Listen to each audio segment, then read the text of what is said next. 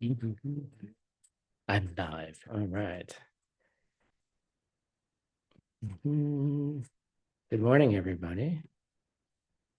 Studio light. I know I'm fine. Okay, Kai. So I want to say hi to the tech team. There's Marina. There's Gina. They're doing an adequate job. All right. Lucero, llegaste bien. Muy bien, Bien. gracias. ¿Descansaste o no? Un poco, no mucho. No, mucho todavía. All right, cool. All right, everybody. So we're um Lojang. I was thinking about this the other day. Lojang is there's an expression in English of it's where the rubber meets the road. So it's like where the tires, for translators, the tires in your car, the rubber of the car meets the road. So like, obviously your car can't roll without everything okay. Okay. Sorry, I couldn't. Yeah. The car can't move without the tires, and the tires can't move without a road. And so Lojang is really designed for us to be a series of practical yet extremely difficult advices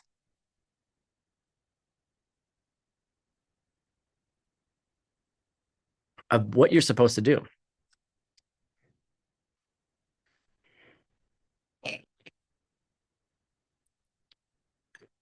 Maria, I missed your coffee. Marina, can you put some more sugar in that? More sugar, yes.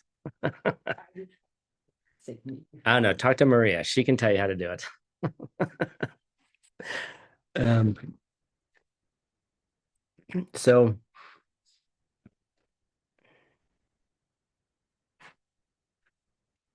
these classes actually, if you do the work, will probably bring up more afflictions than anything else. So get ready, Maria Nesterov. um, because what it's really doing is it's giving us advices of what to do.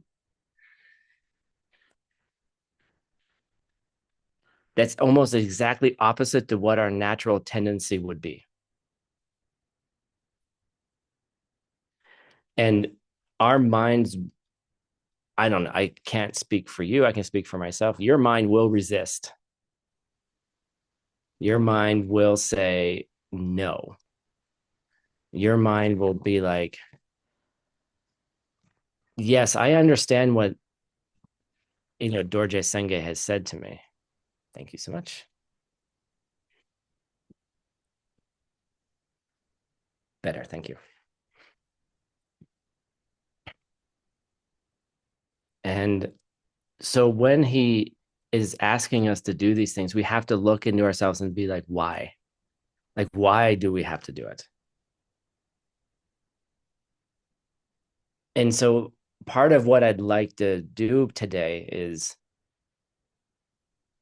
as we're going through this, is to talk a little bit about the karma behind it. So at least we have a little bit more armory, intellectual armory of why we should behave a certain way and what is it doing for us. Because you will fight, you will resist. And that's why like this the idea of Lojang is, if you did the reading is like 4 pages, 2 pages, 3 pages, something like that for course class 1 and 2. It's incredibly simple, but to actually do it is an entirely different thing.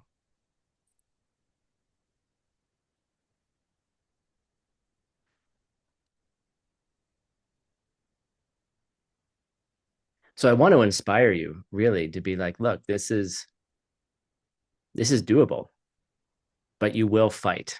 I promise. You will battle. and the karmic results of that battle are far beyond anything you can imagine. Right, Emily? So we're in the middle of so I don't know, I didn't go over all of it in last class, and but what we're going to be doing in this entire course is we're going to be studying various lojongs, not just one, but various, and they're all really short. And what's going to be beautiful about it is that their shortness will give us a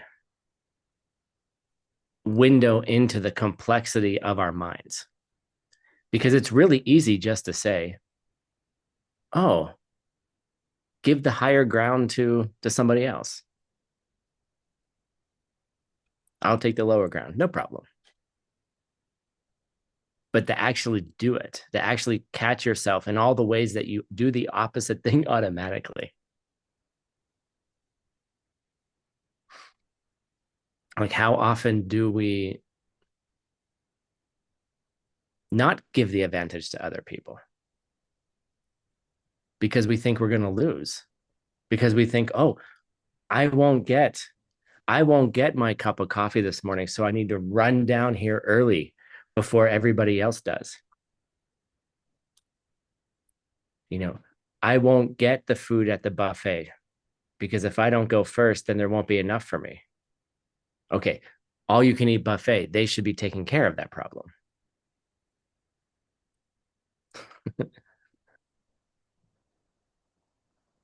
But how do you know what's in the kitchen? You don't know what's in the kitchen. I mean, just look at history, like people having to form lines to buy bread. What happens when you don't have enough bread? Or during COVID, when everyone was like, no toilet paper. Why did everyone have to buy 6 months' supplies of toilet paper?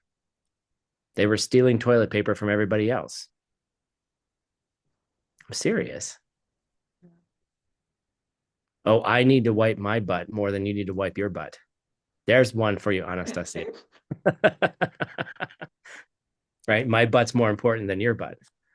Right? But there's no reason, like why? Like, why did, you know, I mean, that was the weirdest product for things to go like sideways in COVID. People are worried about their toilet paper, but they weren't worried about their food supply. It was such a weird human thing. Um, but that's how we behave. Like, I need to get it first because if I don't have it, then my life won't be good, or I might not be safe. And it's more about safety than anything else. And I'm going to contend that the karma to create safety has nothing to do with rushing to the grocery store and buying 6 months worth of toilet paper to beat everybody else is rushing to the store to get toilet paper. And then people forming lines in the morning and waiting for the door to open to rush in to get the 10 rolls of toilet paper that the grocery store put out overnight. You know, the limited supply. Same thing with, like, right now there's an egg shortage in the United States because there was a chicken flu and they killed chickens. And, you know, you can only get 1 dozen eggs per household. Right? Like, so people were rushing to get eggs. You know, right? It's like Black Friday, see, right? You know, but literally every day is Black Friday in your head. That's a good one. For those of you who don't know what Black Friday is, in the United States, we have a wonderful holiday in November called Thanksgiving, where we give thanks, which is slightly problematic from some reasons, but other reasons are very beautiful. And it's a time when families come together. It's actually the most important holiday, strangely, in the United States, like to see family. And it happens on a Thursday, and you eat a lot of food. And then on Friday is like all the stores open up at midnight or 5 a.m. and they have all these sales. It's like the day after Thanksgiving is supposed to be the first day you buy gifts for Christmas. So every store opens up and Black Friday sales. Yeah, now it's like, Black Friday is like every day. There's always a sale somewhere. But people line up. They literally go to dinner, fall asleep for an hour, and then go stand in line at the store where it's freezing ass cold outside to get 25% off their next TV. Like that's Black Friday. And then when the doors open up, they literally they're like cows stampeding. People run over each other. They push each other out of the way to get the best sale. Like, how many TVs do you need? Are you willing to hurt someone to get a new TV? Apparently, a lot of people are. And that's an extreme example, but it's like Black Friday in our mind all the time. And that's what Lojong's about. It's about the ways that we run over other people indirectly, not because we're jerks and not because we're being mean and not because we want to hurt people. But there's this pre-programming. It's like a neurological pre-program. And we need to upgrade the operating system.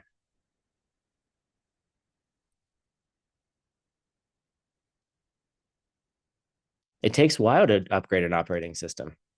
I mean, Gina's here. Look at Gina, guys. And this is not an embarrassment. This is actually this is here's Gina. Look at Gina's setup. Wait, where's your computer? There it is. Okay. See all the things that Gina has. Like she carries this computer around with her, right? This is how Gina travels. This is Gina's laptop. Okay. This is Gina's new laptop in this box. This is Gina's old laptop. All right. So Gina's had the new like Gina. We finally got the money. Gina needed a new laptop, so we got her a new laptop. Right, got her like the super souped up version so she can do all of her graphics and you know got some people to donate for her because they love Gina. Yeah, Gina. ACI didn't pay for everything. You crazy? No. But so she's had this for 2 days now, and she's still working on this other like ancient machine over here. She's like, yeah, Tim, but it takes time. I'm like, what do you mean? What I mean? It takes time. Just open the box. And she's like, yeah, but I got to put my software on it. I have to move my files. I have to get the programs on it. And and in Diamond Mountain, the internet's not that good, so it's gonna take me some time. And I'm like, I know.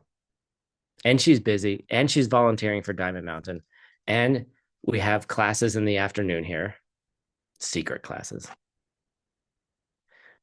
All these things, and so she doesn't have time to do it, right? And that's what Lojong is. It's like it's upgrading your computer, it's upgrading your operating system.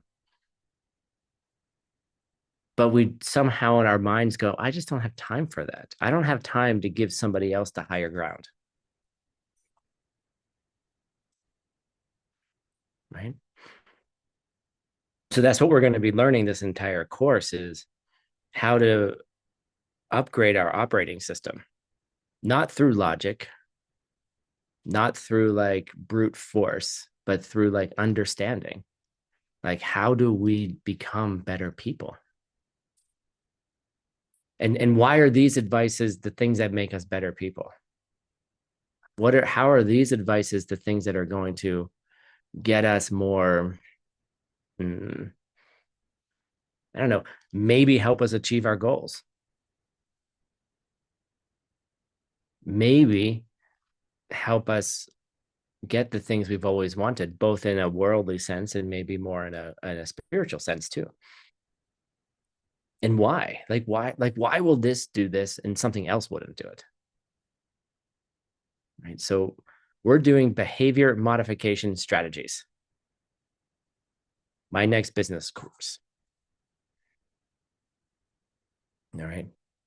Corporate behavior modification strategies, level 1, level 2. I don't know, something like that. Come join my course. It'll cost you, if you come join that course, it'll cost you $5,000. If you come here to ACI, it'll cost you $0. We do ask for donations if you're able to, but it's not costing you $5,000. But if you paid $5,000 for this, would you pay more attention? How about that?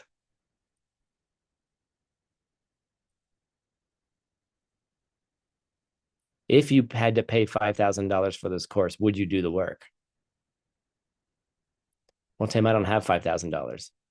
Well, that's why we offer it for free. But secondly, but think about it. If you had to pay some quantity of money that was uncomfortable for you,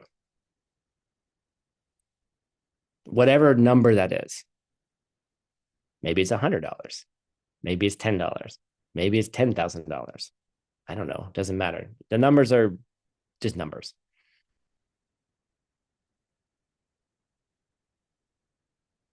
But if you had to pay an uncomfortable amount of money, would you work harder? Okay. And then my question is, if you're not paying that uncomfortable money, why don't you work harder? And I'm not actually criticizing you guys because you're here all the time. Okay. We're offering something for free. We're offering something that can change so many things, yet only 100 people have shown up.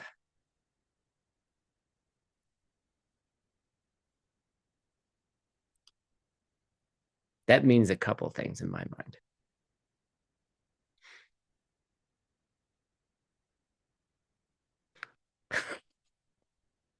Gina, don't worry about it. Gina just put a see, Gina is such a great Lojong practitioner. She has this little cloth and she's working and she's like clicking on the computer and she put it over her hand because it's too loud. She's worried about the sound of her mouse. You know how your mouse would be quieter if you use the other computer.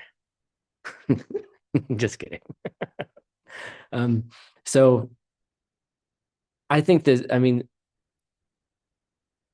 the fact that there's 100 people here who want to do this, I mean, think about your karma that you're ready to change.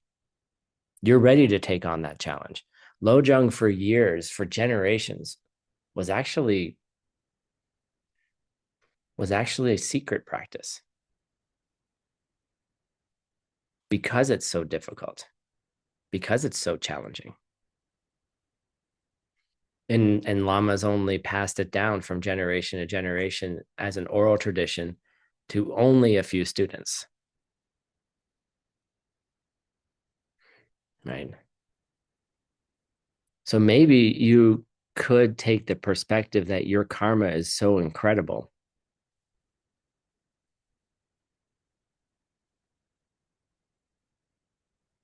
that you are ready to change. You're ready to do the hard work. Right. and get ready to fail. Get ready to be a child who falls on their face. And then pick yourself back up and don't get upset with yourself. Just fall down, cry for 2 minutes, and get back up. Right. Kids will cry for 2 minutes and then they'll get back up. Right. Do whatever you need to do to get yourself back up. Give yourself a lollipop. Go get some delicious ice cream. Make some, I don't know, coffee, whatever it is you like. Give your inner child the safety it needs after it falls and get up and go. Stop and don't spend too much time in your failures. Because if you tried to do something and it didn't work, the result has nothing to do with what you just did. And I need you to understand this. There's no connection between the first moment and the second moment. You do something good, and then the next moment someone's yelling at you, no connection. Why? Oh, but I'm such a nice person. I was trying to help them and they misunderstood me.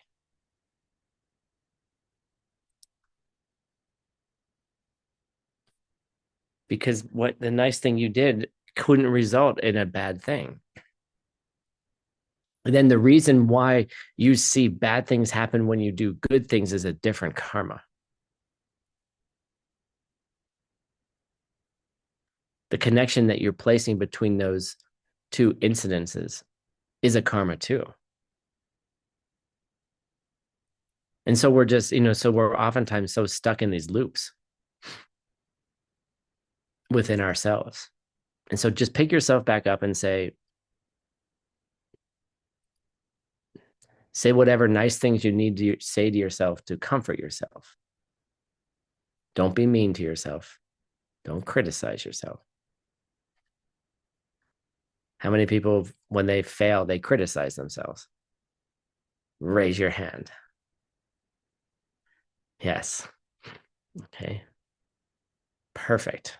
Not perfect, but just fall, cry for 2 seconds, give yourself a cookie, and get back up. Okay. So let's go through. Where were we? We're in the middle of Dorje Senge's um, Lojang, and I want to quickly go through it again. So there's 8 verses. First verse is about other people. And it's about how other people are a wish-giving gem.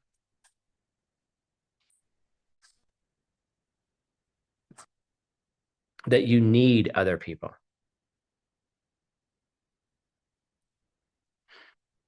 Other people are better than a wish-giving gem. Other people are better than a genie in a bottle. Because even if you got a genie in the bottle and the genie comes out, Robin Williams comes out and is like, you get 3 wishes, buddy. You wouldn't know what to wish for. You wouldn't know what to wish for because you can't imagine what results are possible. Oh, Tim, well, what if I wish for everyone's total enlightenment? If you misunderstand where enlightenment comes from, the genie will misunderstand you. Okay. So that's why you have to have other people. We need other people as places to plant seeds. And they're the ones that can help us reach those goals that are so much bigger and so much brighter and so the possibilities.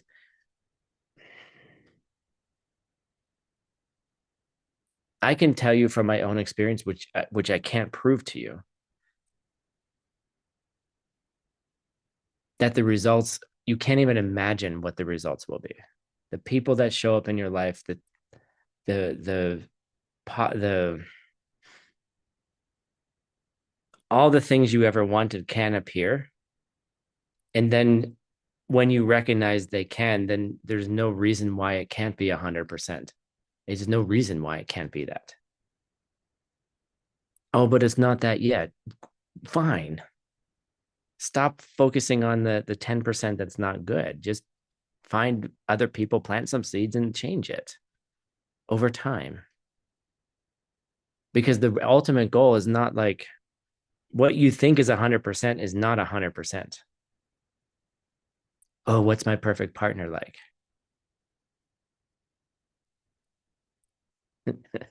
You can't possibly imagine what 100% is.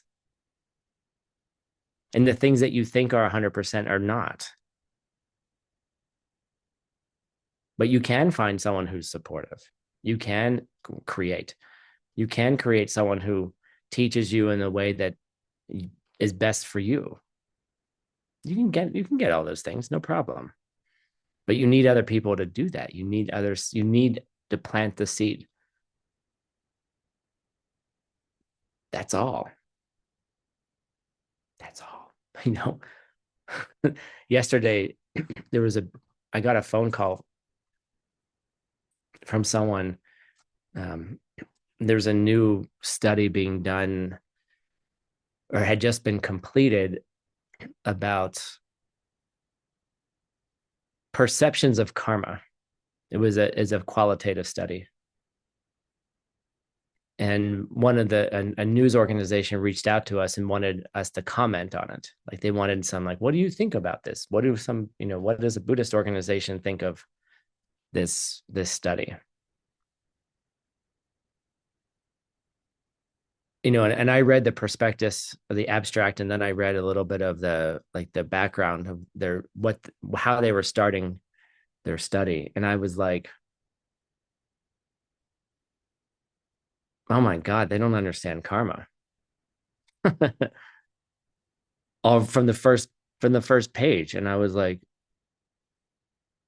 oh God, how do I like even if they actually call me back, how do I respond to this? Then I started thinking about the four schools, and I started thinking about the higher vows where you don't criticize other people, you don't criticize other viewpoints. And I started thinking about, wow, this is actually a great ripening. Like here's CNN publishing an article about karma and the perceptions of people who believe in karma. I could never have imagined that CNN would be calling us to be like, hey, give a comment. And I was trying to think of a way that they ended up um, typically what news organizations do is they reach out to all the different people, and then once they get the first four, they get their four quotes and then they move on because they're super busy. So unfortunately I didn't have an opportunity to say anything, but the world can change so quickly the more you understand how all of these things work.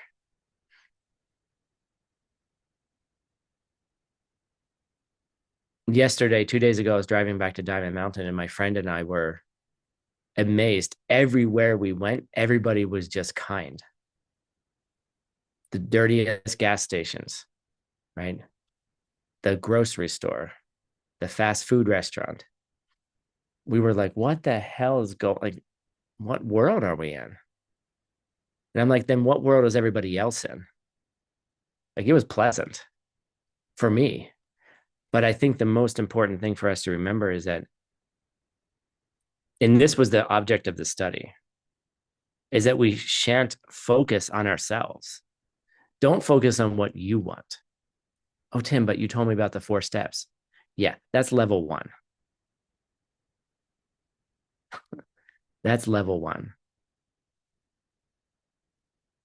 But the 4 steps also include taking care of others right away, of course. And that's why they're not selfish.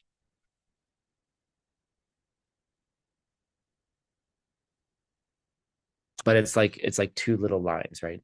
This is your selfishness, and this is you helping people, right? It eventually starts going like this. Okay. This is wait. Something like this. Yep. Luisa got it, right? It's sort of like, damn it. You guys get it, right? As you're helping others increases, your selfishness decreases. So, so, so are you telling me I'm selfish? Maybe. Doc Chenzen, grasping to a self, right? Only thinking of yourself. So if you start the 4 steps, this is how you get people into karma. Start with their selfishness, teachers. Okay. Start with their selfishness. And I don't mean it in a negative way. It's the inborn tendency that we all have. We came into this life with it. This is why Geshe Michael's system is so impressive and misunderstood. It's highly misunderstood because people are like, oh, you're just focusing on the individual getting what they want. This is why Geshe Michael doesn't take news interviews. That's why he was like, Tim, you go do it. Because they're going to misunderstand. They misunderstand it because it's not about, you start with where people are and then you elevate them. And then to go and then to give a short little pithy quote that says, well, the 4 steps are actually about helping other people and it'll help people elevate themselves to a point where they lose their selfishness by using their selfishness. Right, Gina? Your English is getting good. Gina's been doing Duolingo.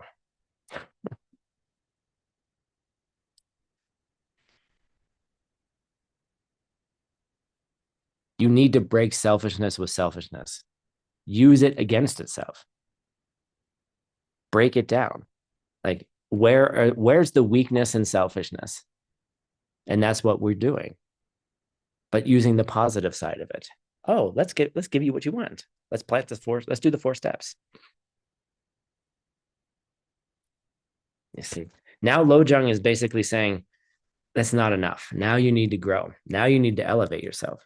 So the first thing really is other people. You need other people. You can't do it by yourself. Okay.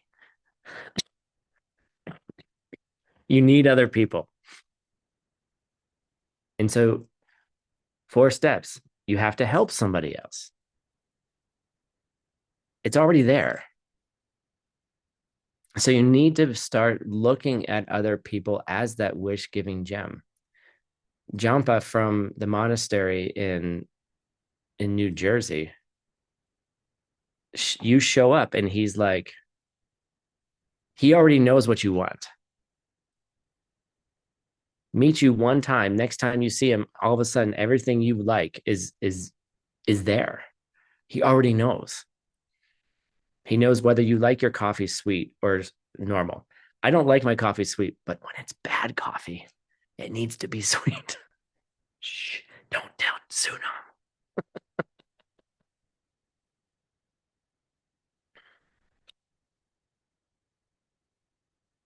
No, but if you know what they want, you give it to them happily. Yesterday I had a complete meltdown because I didn't get what I wanted. I was a freaking 4-year-old. It lasted about 2 minutes, but I got angry, like real anger, because I was pissed off that I had taken care of so many people and no one was taking care of me. And so then, see, I connected the two together improperly, and then I was irritated. I was like, I've been here for 3 weeks. All I do is take care of people and no one's looking after me. Right. And I got mad because I got mad because I wasn't, what had happened was my living space had been taken over. And then I didn't have a private place to prepare classes, which is preparing to help other people. Right. So I was feeling like my capacity to take care of other people was being reduced because my living space was being invaded.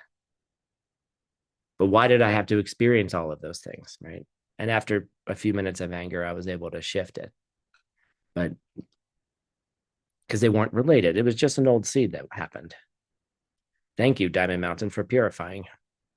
Right. But we need those other people. You can't do it by yourself and you have to take care of them and look at them in a way that they are your ticket. They're your golden ticket. So secondly, after that,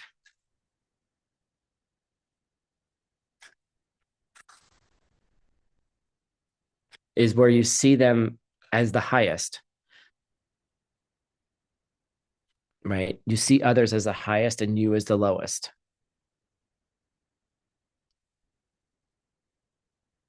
In this case, yeah, look, that like they're the 3 best gymnasts in the world, right? But try to do this with the person that you don't like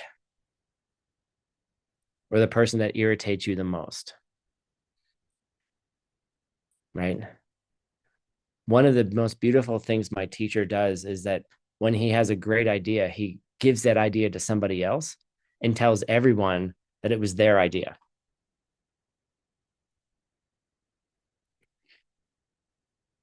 I remember I got credit for, we started doing 3-day retreats here at Diamond Mountain.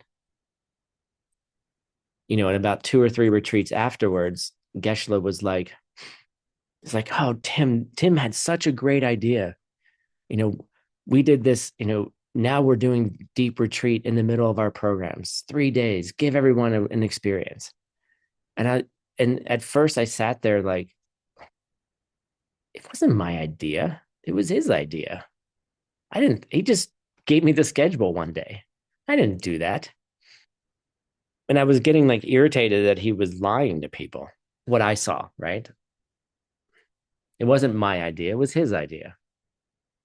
But he kept doing it and he kept doing it. And then I started doubting myself and I'm like, well, maybe it was my idea. And then I had pride. I was like, well, maybe it was my idea and I just don't remember. And he's just praising me, right? And I was like, oh, I'm being praised, right?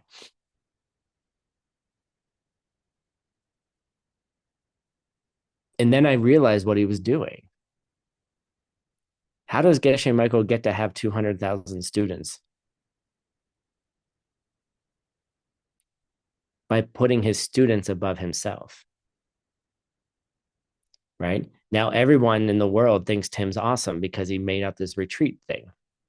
Oh, great, Tim, you're wonderful, right? And Geshe gets to sit there and like applaud while everyone else is applauding for the idiot who's standing there like it wasn't me.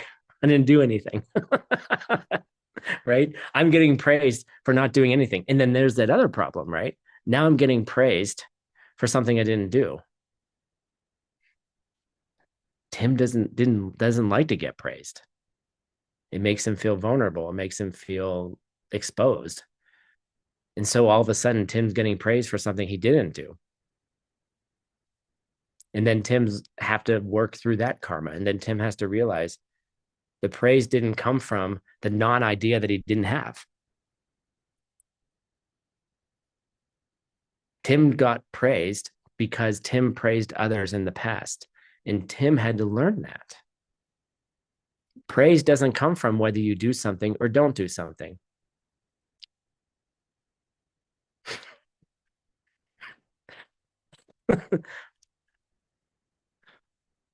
It doesn't come from the thing you do, or it doesn't come from the thing you don't do. It comes from something else. Okay. So be like Geshe Michael and give away your ideas to other people. Let other people get the spotlight. Let other people be elevated.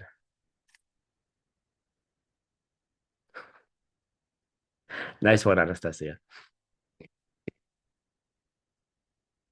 Like, to be the boss means that you've taken care of other people. You elevate. You don't become president of the United States because you didn't plant the seeds. Oh, but what if your president's an asshole? Two different seeds. I didn't say anything about my president. I'm just making, this is just a hypothetical thing, right? You don't get to those places for no reason at all. You don't get praised because you did something good. You get praised because you praised other people. You celebrated other people. So if you want to be a president or you want to be a leader or if you want to be the ACI director and steal the job from Tim, start praising other people and elevating them. Make them better people. And then don't take the effing credit. Give the credit to somebody else. It's genius.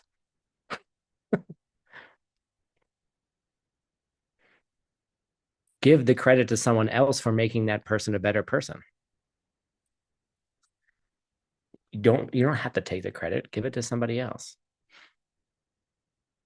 And then CNN calls your organization.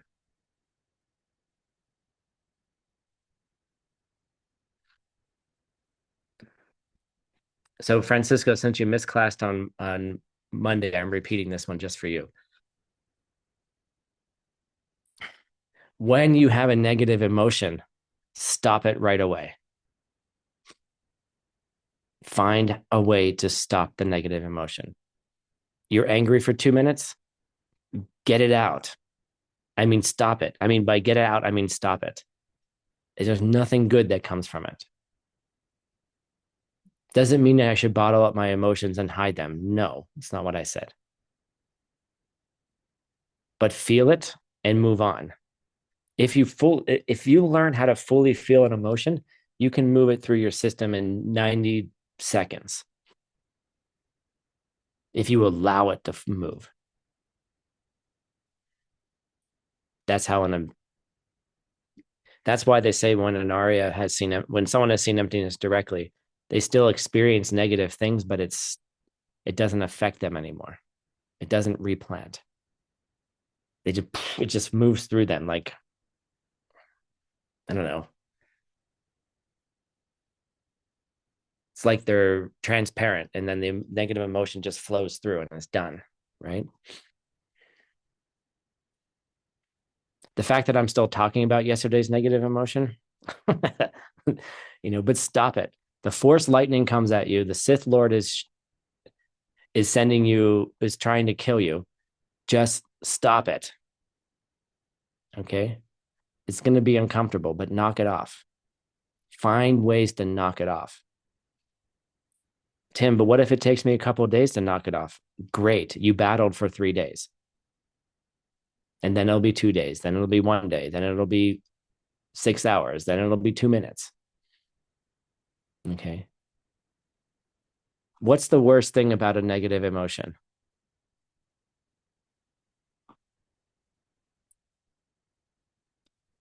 Is that it keeps going. Why? My favorite expression is because you keep smelling the fart. Don't smell a fart twice. Nobody goes, nobody's like, give me more of that. Nobody does, right? Well, I mean, I don't know. Maybe someone does.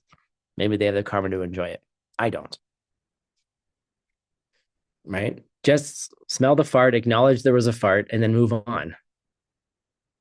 Okay. It happened. You tooted a little bit. All right, fine. Great.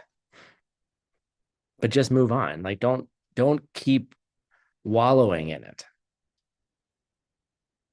But Tim, what happens if I do?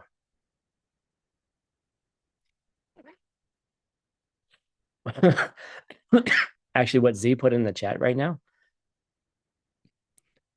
is that somehow there's some kind of habitual pattern where we enjoy it because we know it. We know, like we know the pattern. Oh, so Tim, so I should feel bad about myself you know, if I let things go on. No, they're habits. They're deep, deep habits within ourselves, and we need to be gentle too. So just because I say knock it off doesn't mean that I'm not acknowledging that it's not a thing that happens immediately. First, you need awareness. First, you need to understand why it's there. Maybe you need to go into your childhood and understand that you've been feeling this way since you've been 4 years old. You can't stop a negative emotion you've been feeling for 30 years. That's right. It's just not going to knock it off. But we have to try. And the battle is where it's at.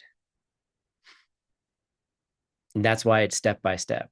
If you guys knew me 13 years ago, one of my best friends, his name is Wordsmith.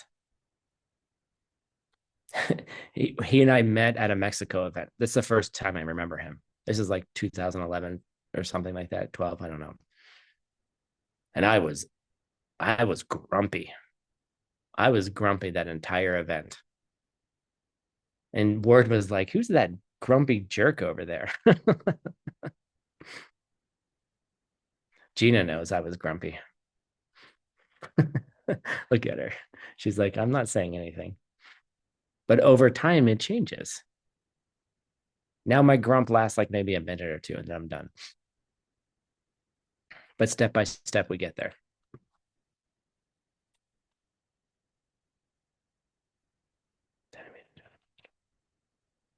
So this last one, this is a new one for us. This is verse 4. We should read it. Sandra, can you read verse 4 for us, please? Me? Yes. Yeah. At times I will meet bad people, tormented by strong bad deeds and pain.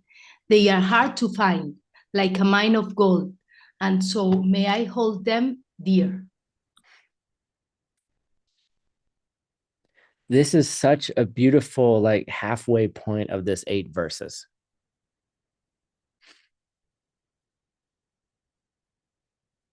Because it's true. We will meet people that will be tormented by by bad deeds and pain.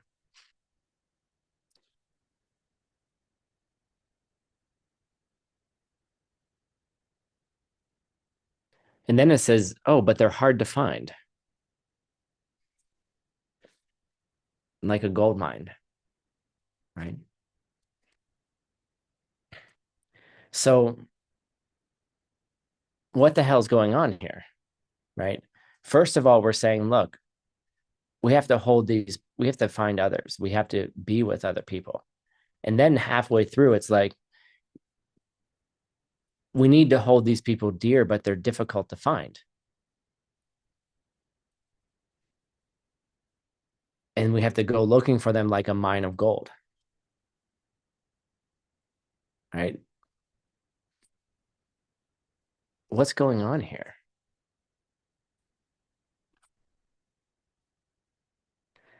The more you practice lojong, the more difficult it's going to be to find an asshole.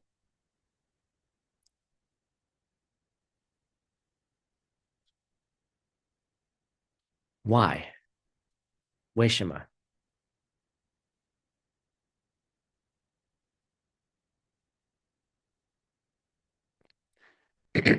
Because you, third flower, nice answer.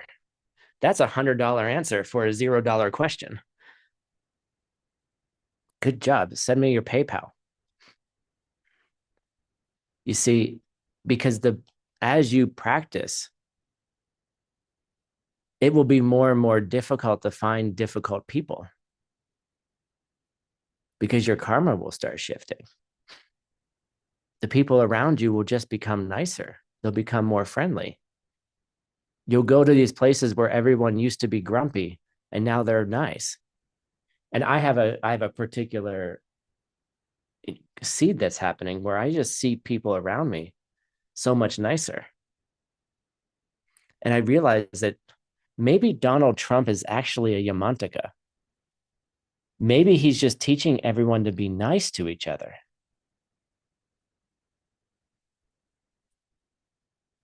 There's no really nice Marina.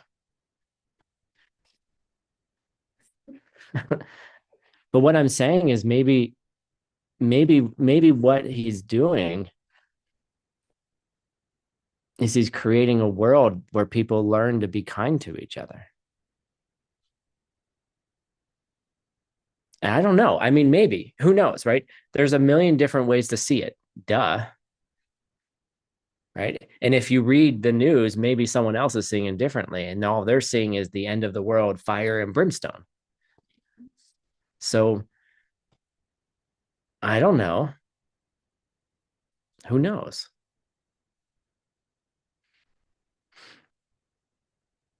But the better your practice gets, the more kind the people appear around you. You can make the worst office into the most beautiful paradise. I did it. I got rid of all the people I didn't like, not because I fired them, not because I yelled at them, not because I told them to be better people. I just planted different seeds. Then they either left, they got fired. I didn't fire them, someone else did. They left, they got fired, they changed, they got moved to another department. It just happens. right? And so we need to go after, we need to, the thing is, when your world starts getting good, go look for trouble.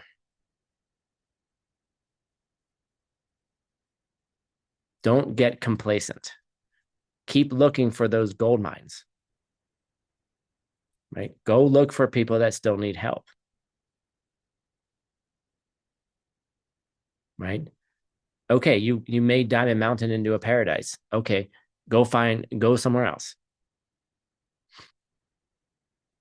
You made your job, you made everyone work well together. Great. Go find a new job and see how good your karma is, right? Create a new project and put, if people are getting along, create a new project, put two people together and see how well they get along. Because maybe they still have hidden seeds. That's my specialty. Learned from a master teacher.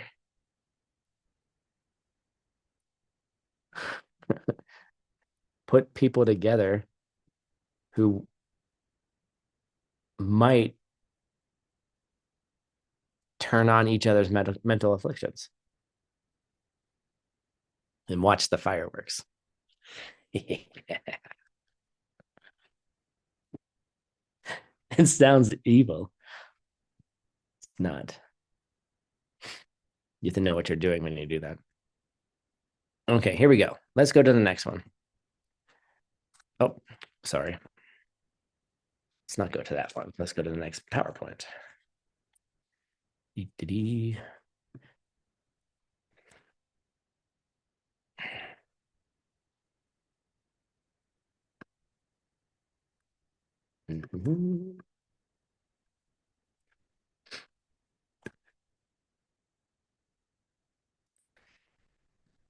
So we're going to take a little detour here. There's a question. There's a first homework question that is very, how do I say this? It's very time specific, meaning, and it's still going on now, but not as much. And the question is, how should we think of, the question is vague. It says, how should we think of the protector controversy? There's nothing in the reading. There's nothing like, what the hell's going on? And this is something that started with Pabonka Rinpoche many, many years ago. And it turned in, there's these beings that are called Dharma protectors. And they're kind of like enlightened beings that protect spaces or monasteries or Diamond Mountain. We have one here. Rides a horse, right? And the idea is that there's these beings that we can't see but are protecting land, or they're protecting institutions, or they're protecting teachings or things like that. And so there was this whole controversy of like, who should practice what protector practice. Okay. And Geshe Michael had never said it, had never taken an opinion on it. And so people had been asking him over and over again, like, well, what do you think about this? Which protector do you practice? You know, what side is the right side? Whose side should we be on? Should we be on Donald Trump's side, or should we be on the other side? Should we be on this side of the war or that side of the war? Right. And you can make then people take sides. Should I cheer for this football team, or should I cheer for that football team?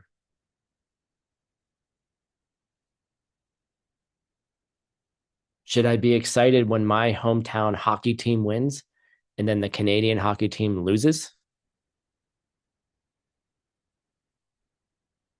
Right. So look, like should we practice this protector or that protector? Should we practice this tantra or that tantra? Should I be a Republican or a Democrat? right? Should I be part of a democracy or an oligarchy, you know, or a monarchy? Like what? Just pick your labels. Which one's better, socialism or capitalism? Which one works? The capitalists believe that the socialists didn't work. Shh, don't interrupt me. The socialists are like, oh, but look, capitalism's not working now. Oh, is it not working? Why? And then the question is, why do you have to see it? So Geshe took the tact. So this is the first question of the homework. He said, I'm not going to answer the question. I just have a cute picture. Right? Here's this little protector. Here's a little Dharma protector protecting us from the dragons. Okay. Marianne, I need to talk to you after class. I have some information for you later. So basically, Geshe said if we're seeing our lamas disagree with each other, because this lama said this and that lama said that, both high lamas, then the question is, why do you see them fighting each other? Why do you see the differences? Because you didn't take care of your lama, because you disrespected your lama.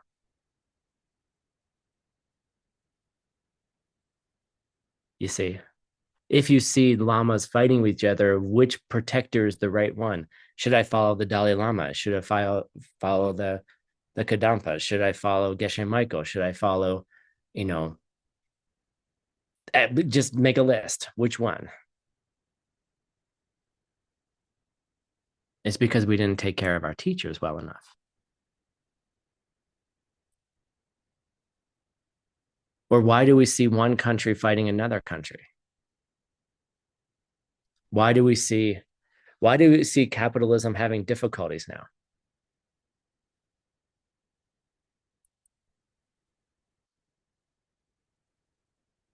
Oh, so therefore the socialists were right.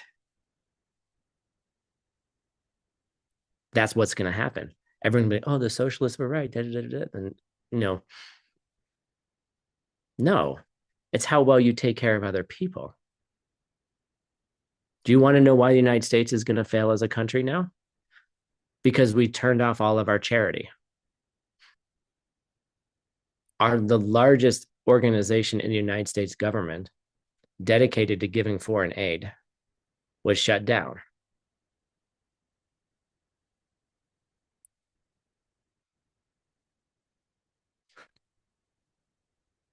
Why was the United States so doing so well economically for so many years? Why did the dollar become the primary reserve currency for so many years?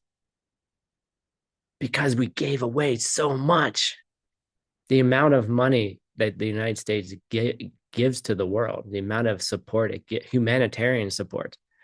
Ignore all the noise in the media, okay? And yes, the United States has done some bad shit, and I will own it as a citizen. And we gave away so much. First country when there's any kind of natural disaster showing up. And now we shut down that department and watch the country burn. Okay. The karma will wear out. And if we don't do something about it, the dollar will no longer be the reserve currency. Some other country, some other currency will rise. It's called change. It'll rise and fall. Because they don't understand how to keep it going. When you take care of people, it doesn't matter whether it's socialist or communist or capitalist or any other system. Anarchy. This is what I was looking for. It doesn't matter. If you're taking care of other people, the system will support itself. And if you're not, it'll collapse. Centralize all the money within less than 1% of the people, system will collapse. Always does. Do a little history, right? Why do you see conflict between people? Because you create conflict between people. You create conflict between you and others. So why do I see more kindness in the United States right now? Maybe people are realizing that maybe we don't need to be so mean to each other. Maybe we realized we went too far. Maybe 4 years of a government, there's a reason why the government's only 4-year terms. You can't screw up too much in 4 years. Maybe. Maybe. But maybe things will change. Maybe all of a sudden 4 years will become 20 years. I've seen it happen before.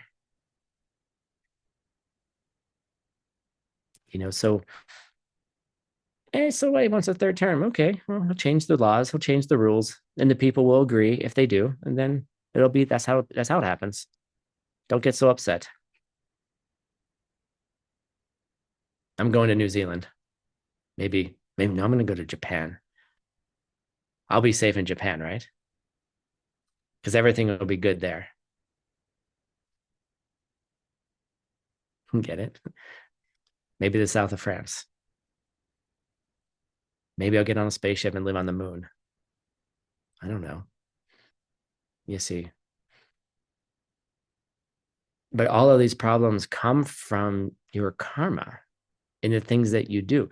What if everyone in the United States decided to say, we don't buy you, we don't buy this rhetoric anymore. We're just going to be kind to each other. Politicians need approval ratings. If everyone disapproves, they will do things to find approval.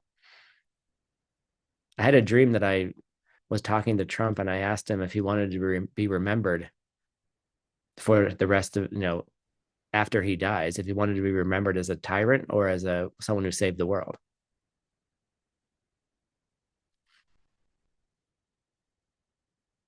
And in that dream, he was like, I want to be remembered as someone who saved the world. And I said, well, let me teach you.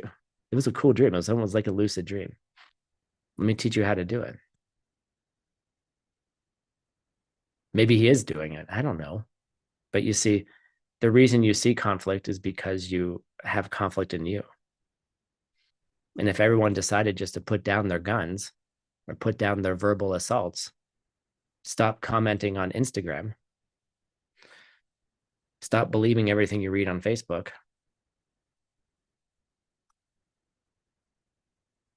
I don't know. Anyway, Anastasia Manzarova, can you read number 5? Some jealous person might do me wrong, insult me, or something of the like. May I learn to take the loss myself and offer them all the gain. Perfect. Right?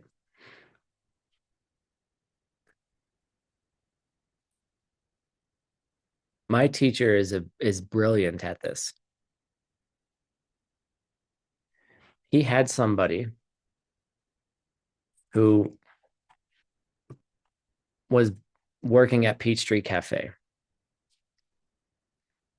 and quite honestly was very difficult to work with.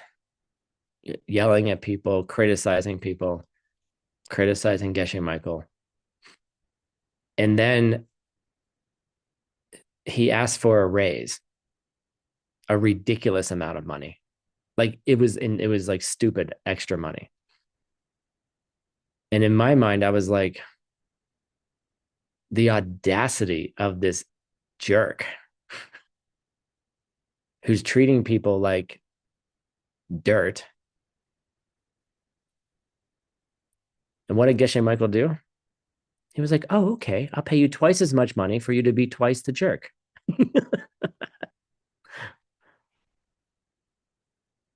Give them more. Give the jerks more. Give them more of what they want. that person is suffering tremendously. They're not being a jerk because they don't like you. They're in pain. They're in some deep, deep pain. Their body's in pain. Their mind is in pain. They've suffered their whole life. And so give them what they want. I'm like, in my mind, I'm like, this doesn't make any business sense. And I'm doing the P&L in my head, right? This is the worst business decision ever. But I saw make the affliction go away. Do what you can to make the affliction go away. Stop it. Help other people stop their afflictions. Now you can see why this is difficult. And time again, my teacher has taught me, just give the affliction what it needs. What do you give a child who's having a tantrum?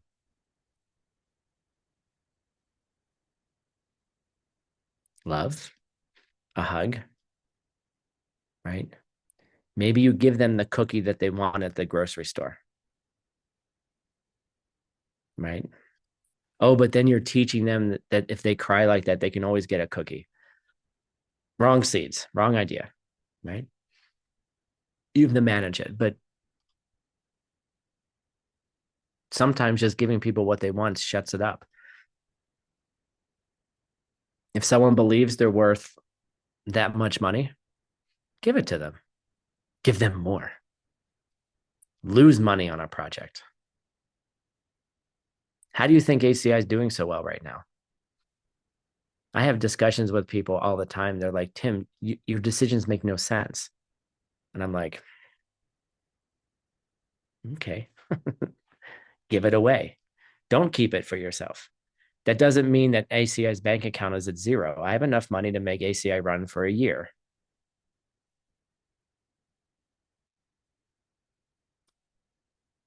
But that's how I budget, right? But then if I need to spend more money, I spend it, right? Then I have a cushion. And then I don't think about it. I'm like, oh, we need to buy this, buy it. I don't spend much time thinking about things that way. But you have to make sure you got to take care of your people, right? I can't have $10 in the bank account and hope that 30, 30, 30 is going to bring in enough money to pay my banks, pay my payroll. By the way, we have 520 people now. My appeal to 2,500 people brought in 50 people. Not bad. We'll get there. I got to find a better approach. I need to purify some seeds and have something different. Okay. But give people the gain. If they're jealous, celebrate them. Be like, you're awesome. Right? Put yourself in a lower position and give them what they need. And then once you get people feeling safe, then you can give them pen and chew toy. Then you can give them Lojong. There's a reason why Lojong is course 14 and not course 2. But it's so easy. No, it's not. Just wait for the next person to be jealous of you. Or wait for the next time when you're jealous of yourself or you're jealous of your partner. Right? Watch the emotions. Watch the emotions rise.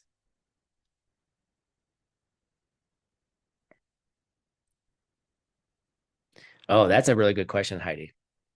What if somebody wants something unethical? And should I give it to them?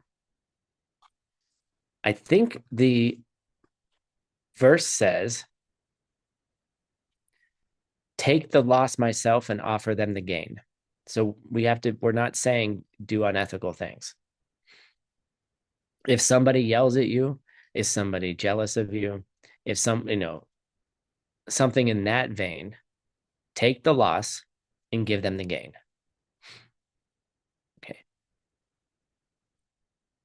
And then it's a gray zone. A guy came up to us in the in the parking lot the other day clearly didn't need money for the bus. Like, who asked for money for the bus in a parking lot? You ask for money for the bus at the bus stop. Right. If you need to get the bus and need money for the bus, you ask for money for the bus at the bus stop where the people are getting on a bus. Don't ask for it in a grocery store parking lot, because clearly the person was clearly lying, and there was something else going on for them. But when you look behind it, what was going on for them, you could just see this person was in tremendous pain. I gave him $5. Could he have gone and bought some drugs with it, or bought some alcohol, or I don't know, maybe. But I saw some pain, and I saw him relax just for a second as he walked away. Right. So you have to think about it. Number 6. Persis, can you read number 6? Thank you. There may be times when I turn to someone with every hope they will help me, and instead they do me great wrong. May I see them as my holy guide? This is life in 4 lines. I try to help somebody, or I reach out to somebody to help me. I need some help. I need some support.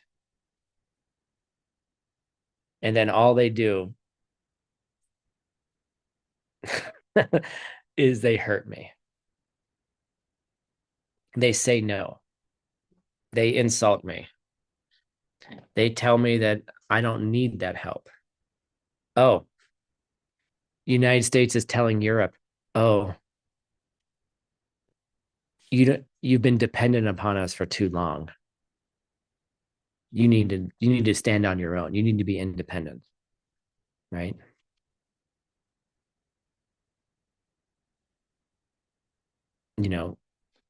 Like, how awful is that? Like, somebody asks you for help, and then all they do is they give you a double middle finger. Translators, I don't know what it is in your language, but it's a beautiful gesture that happens with your hands where you tell someone to go stuff it. Trying to be nicer these days, right? I know I went to a doctor a year ago asking for help, and he said, "There's nothing wrong with you." And I was like, "What? There is something wrong with me." And I got angry, and it was painful. But what it's saying here is, see them as your holy guide, right? Look at them in a way that's with devotion. Like, oh, I came to that person for help, and it looked like they hurt me, but we need to see them as a teacher. And if you're not having any kind of like resistance to this, good. You don't need Lojong anymore. Because the moment that someone hurts us, the natural reactions are like, well, fine, then I just won't deal with you anymore. It's like, well, I guess I can't come see you. I can't rely upon you. Right. And then all of your trauma responses pop out. Right. For years, I just would vanish from relationships, friends or lovers, because I would reach out in the ways that I thought I was reaching out for help, and then I wouldn't get it. And so I was just like, peace. I'm going to go over here. Bye. Right. And until I realized what was going on karmically,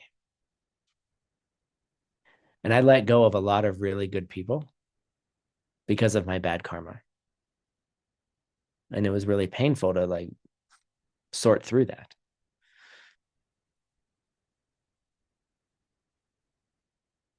But if you reach out to somebody for help and you don't get the help you want, why? Why didn't you get that help? Because you ignored the guy in the parking lot who needed money for the bus. Somebody came up to you and was like, do you have any money? And you were like, no, I don't have anything. And it's so much easier in most countries because we don't carry cash anymore. I'm sorry. Do you got a credit card machine? Like, do you take Amex or you take Discover, Visa or MasterCard? Right. Like,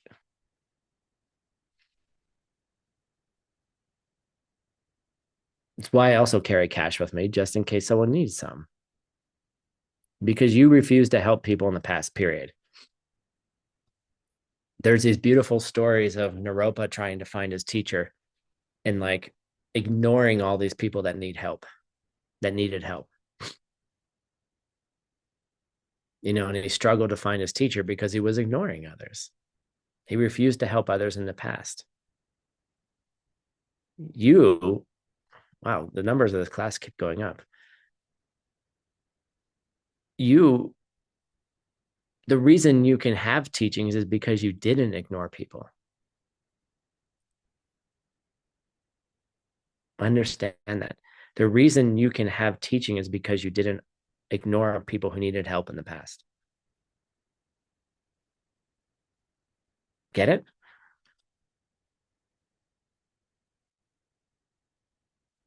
Because you helped somebody in the past, you are able to go to a class and receive teachings. You're able to have a teacher. You're able to be helped. Well, Tim, my teacher doesn't help me the way I want them to help me. That's a different seed. If you want your teacher to teach you and teach you in a different way, then you change the seeds. Don't blame the teacher. Don't blame others. Blame yourself. If it's not the way you want it, you just got to look at yourself. So you see those people, the people that reject you the most are your holiest teachers. Is it painful? Damn right it is. Does it hurt? Yes.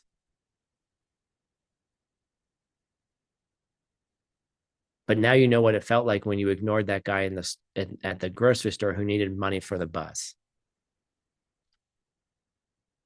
Now you know what it feels like when you ignored somebody else. That's why they are your teacher.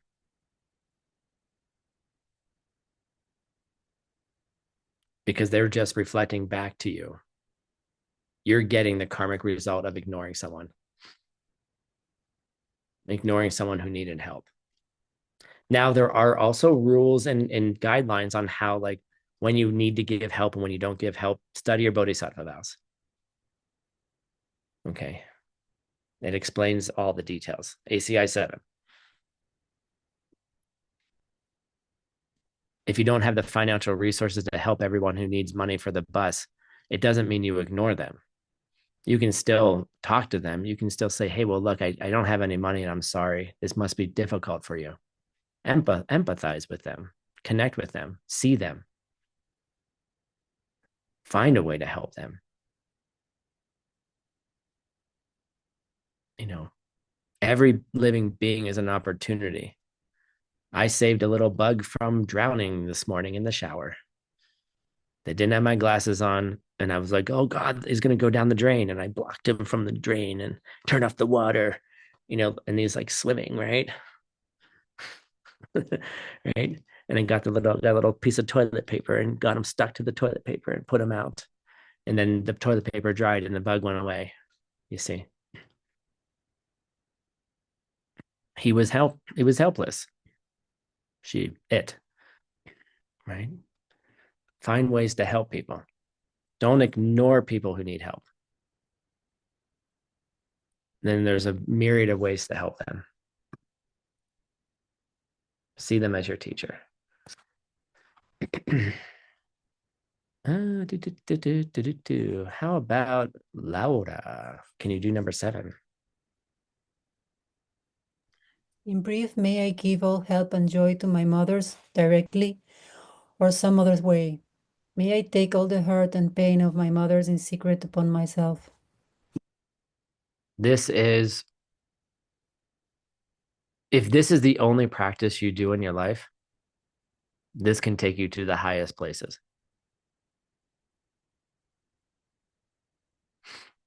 And this is the essence of Tonglen, and this is the essence of understanding who every living being could be. And there's a whole teaching here that, we've already done it in other classes. The gist of it is, may I see all living beings as my mother. That they gave me something, that they gave me life. And then this can extend into, if you move into past lives, if that's part of your belief system, then then every living being has been your mother by permutation. You've been their child, and they have raised you. They have given birth to you, and they have sacrificed themselves so that you could have a good life, that you could survive.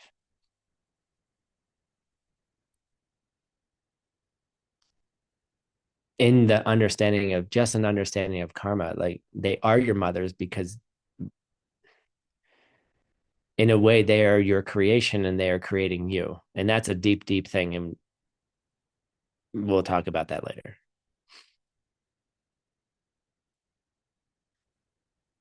And it's not what you think.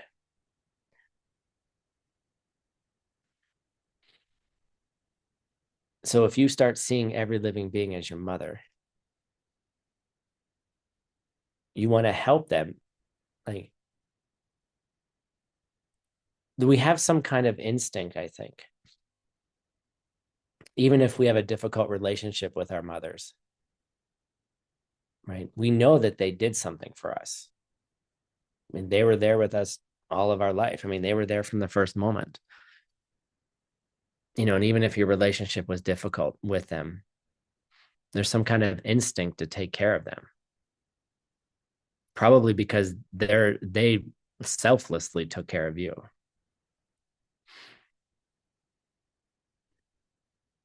And so the idea is, can we give them all the joy and help? And then take away all their pain? What's the wrong picture? Oh, here it is. That's the correct picture, right?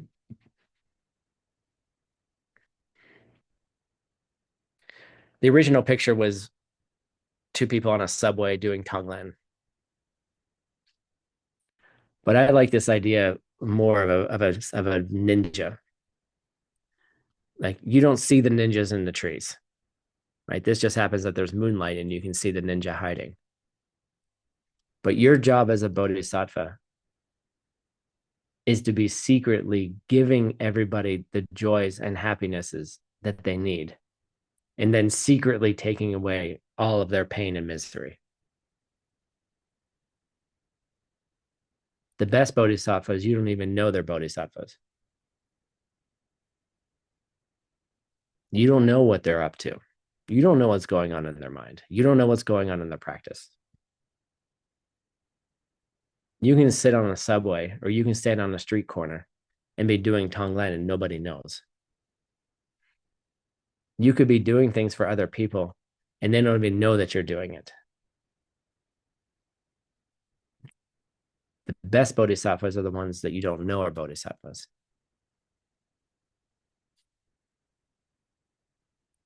And I want to build an army of ninjas. I have some deep karmic connection with Japan. Yes, ninja, that's correct, Maria. I met a ninja master one day. It was awesome, powerful.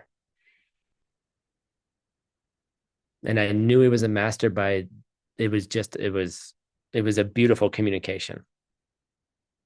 If you have the eyes for it, you can see a bodhisattva. But a master bodhisattva acts like a ninja. Like, go hide in the trees. Right? Give people what they want and take away their pain and suffering. And nobody knows about it. Move in the shadows. And then watch your life transform.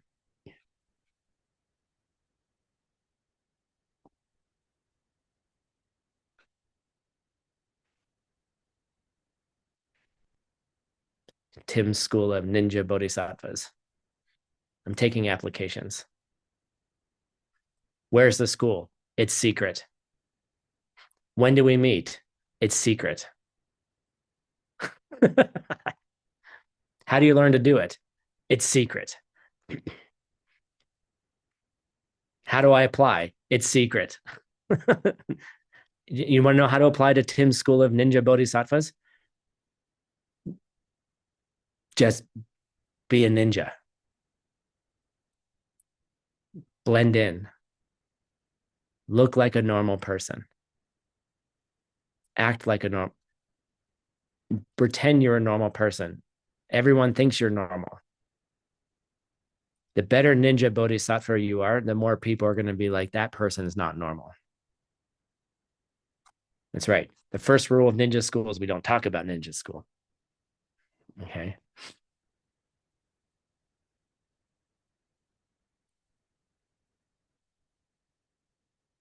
And then see all living beings as your mother and take care of them like they were your mother. You know, if your mother's in pain, how would you take care of her?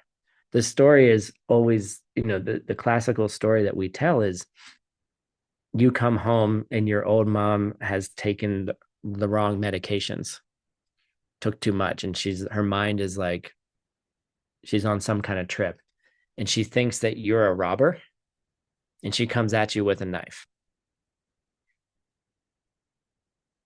What do you do with your mom? Like, how do you stop her from killing you? Right, obviously, but how do you do it in a way that doesn't hurt her? Because you don't want to hurt your mom, right? And you see that that's how we treat people. This is how we help people. Come acting like you're normal people in the world. It's a beautiful line from the Vajragini Sadhana. We don't know how many of you there are who come acting as though you were normal people in the world. Be a ninja bodhisattva. Okay. Don't take any of the credit. Give the credit to other people. Everything above that is what a ninja bodhisattva would do. And make it fun. You know, maybe you get, you know, do things to remind yourself to be a bodhisattva. Like, maybe I buy ninja swords and I collect them. Right? To remind myself that what am I cutting? I'm cutting out my mental afflictions. I'm cutting out my negative emotions. I'm cutting out my tendency to see things incorrectly. I'm cutting out everything that hurts other people with my ninja bodhisattva sword, which is a sword of wisdom, right? So maybe you can just imagine you have an invisible ninja sword, right? That you carry around with you. And the purpose of that is to knock out the mental afflictions that you have. And how do you do that? You take care of other people. Give them the gain. Make them higher. Right? Take the loss yourself.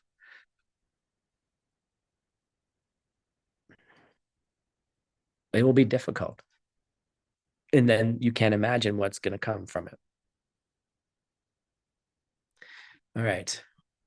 We are severely behind in the homework, and I'm excited.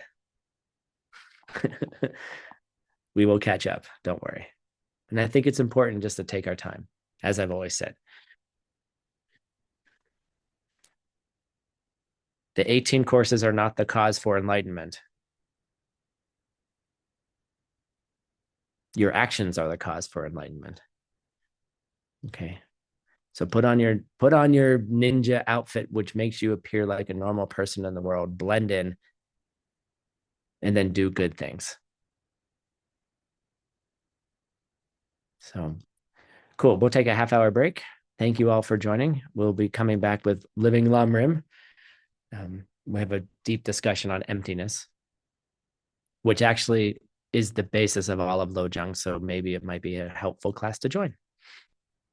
We'll be doing some translation for an hour. Excuse me. So we'll come back in a half hour. Thank you, everybody, for joining. Thank you for making this a pleasant class. And then I want you to, like, we're going to open up Tim's School of Ninja Bodhisattvas. I'll let you know when it opens. Then before you leave, take a, say hello or say goodbye to everybody in your own language, connect with each other, and we'll see you shortly. Adios. Thank you. Bye. Thank you so much. Thank Have a you. nice day, everyone. Thank you so much. Yeah. Bye bye. Goodbye. Gracias, Thank Maestro you, Tim. team. Thank you, teacher. Thank you, everyone. Спасибо, транслейтер. Благодарю за учение. Благодарю. 谢谢老师，谢谢翻译。谢谢老师。